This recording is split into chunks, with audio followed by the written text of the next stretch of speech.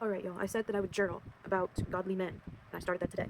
I'm really, really tired, so I'm gonna try and get through this quickly. Because even though I really wanted to go to sleep, I wrote down my thoughts, okay?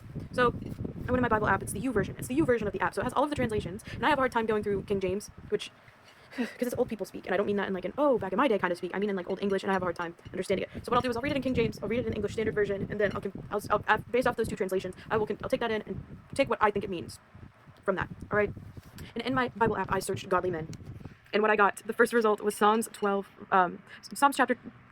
verse 1. Y'all, I can do this. Okay. It says, "Help, Lord, for the godly man ceaseth, for the faithful fail from among the children of man." And this is what I wrote. This verse stuck out to me today because I feel as though all the godly men have disappeared off the face of the earth. Not to say they don't exist, but I feel like they're hard to find. I feel like I run into a lot of performative Christian men that act like a good godly man in front of women, but when they're on their own or with other men, the act drops. To me, a godly man is a man that does not drink/smoke, consume pornographic media, wants to expand their faith and grow with their partner, and he has integrity with his faith. The reason I say that is because, when I think of a performative man, one of the first things that comes to mind is a performative feminist man. And I have to roll my eyes because they're like, oh, I love feminism. You want to get an abortion? Go get an abortion, sweetheart. I'll pay for it for you. Go feminism. Go, like, stuff like that. And then the second thing is, performative godly men that put on the show because they think it'll attract women. And when I see it, I know what I mean. I can't quite articulate it great, but I was on a Christian dating app scrolling through profiles, and this one came up. And the first picture was this guy, and it's a picture of him eyes closed, holding his hands up to the sky. And I don't know what it was, but it felt performative, especially because it was conveniently a picture taken of him, like, in a crowd.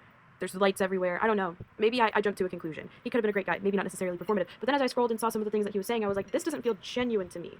And you know what I mean when I say integrity in his faith? Like, when you ask him about his faith, it's not different from person to person. It's the same across the board, regardless of if that's a woman, regardless of if that's a man. You know what I mean? Like, it's not, oh, I'm going to act a certain way in front of women because I know they'll find it attractive. It's, this is how I am.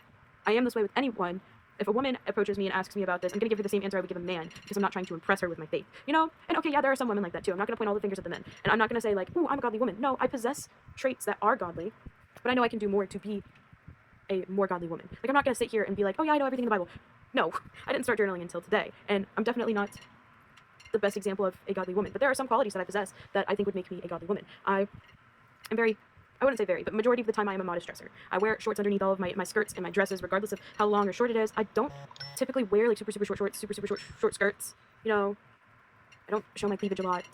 I don't wear see-through clothes very often. I would say I'm a decently modest dresser. And like, I don't drink, I don't smoke. I hold people to that standard. Like, my friends don't drink or smoke. I don't like being around that, and I feel like a godly person wouldn't do those things because it alters the way that they think and behave, And there are other things that I feel like makes me a godly woman, but I can't improve. I'm not going to point fingers.